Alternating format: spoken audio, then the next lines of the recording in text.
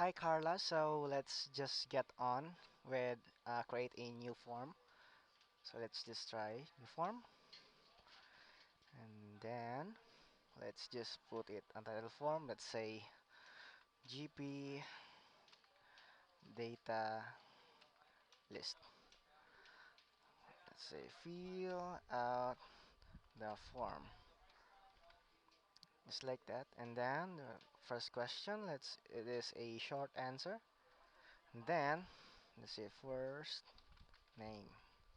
There you go. And then let's add another one for email. Email. Yep, short answer. There you go. So we have first name and last name. Required, also required, or maybe you can just like any settings you want. So, and then we'll go to responses. So to create a Google Sheet to connect your forms and your Google Sheet. Then let's put it GP data list. There you go. Great. Dun, dun, dun, dun, dun, dun. There you go. So we have this GP data list on our Google Sheet. So once they sign up for this form, it will be forwarded to your sheet. So what we're gonna be doing now is go to send here. Then you're gonna click with this link, the HTML. Let's copy this. Then we're gonna move here so you can just search on your browser the Google Forms HTML exporter. So this will help you to configure out the ID so that you can get it to your GroovePages. So get HTML, it's loading. Here you go.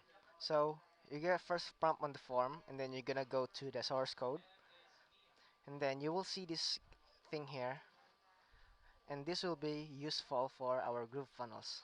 So here let's just create the first our pop-up. So when you click here it will be gonna be popping some and it will have your information.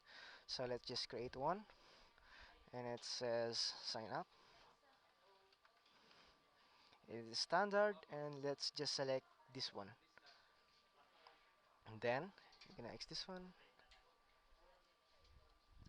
There you go. And then you're gonna click here and if you see here this it says input, we just need to duplicate this one because we need the first name and the email, right? So let's go with here and go to the configure one. It says input ID and the input name and we're gonna placeholder, so just hit the first name and then you can add the validation rules. It's text and input cannot be empty.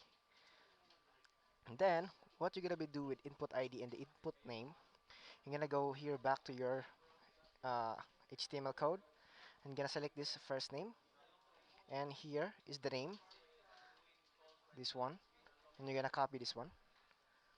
You're gonna put it here on the ID here and as well as the input name. There you go. Then what you're gonna go with the input ID is you just delete this entry dot. You see that? If you can do that, just update it. Date again. So it will just let's make sure that it's oh see. So with regards to this, you need to put really this one entry dot. You need to follow it so that it will be successful on processing your inputs. There you go. See? Then let's go with the email. Input ID. Email here. Gonna copy this one. Then let's go with this one. Paste. Delete that one. Paste. Gonna delete this entry code. There you go. Email. All validation rules. Email. And this cannot be emptied. Then update. Update. Update. And let's just check if this works. No, it's not working. So let's just copy and paste this code and let's add entry dot. Then hit update again. So you can see There you go.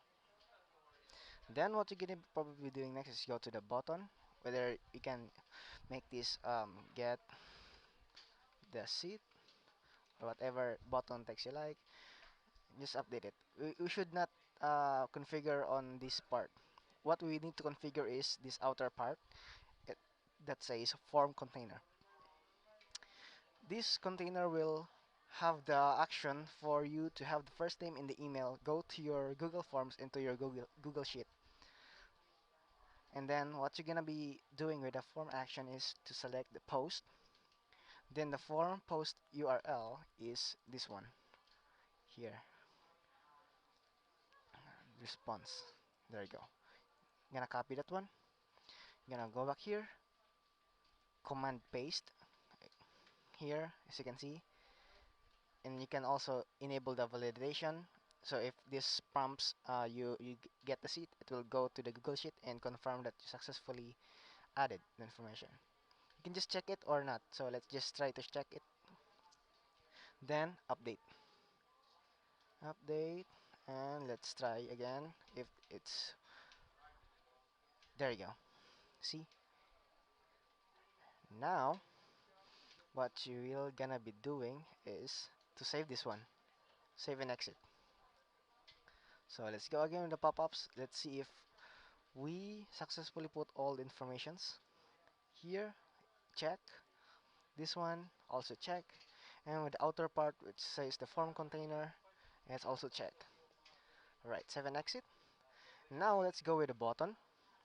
Click here, then click on configure button, whatever you put the text, then link to pop-up, then select the pop-up we just created and hit update and click save.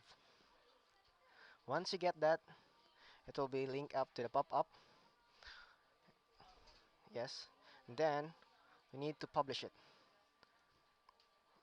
First, you need to set your subdomain name. I also set mine. Then click the host, and you need to put the name. Let's say GP. For the meantime, GP test. Then let's try to publish it. Dun, dun, dun, dun. Okay, content save. Just wait for at least 5 seconds, and then you go to your link. Click this one. And then you will go to your link. This is our page created from this one. Then you're gonna click the button and says it has our pop-up. So we're gonna put our first name. It's Angela. Angela. And then my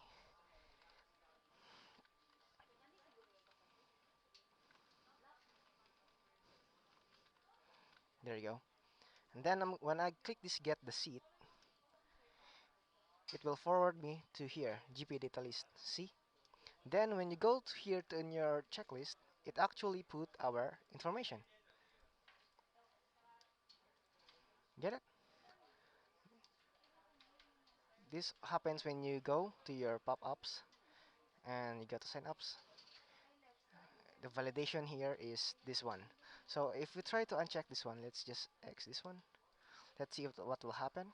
Enable, update, update, and save. Let's try this one if it's okay. Let's put another one so that it will update automatically. Mm-mm.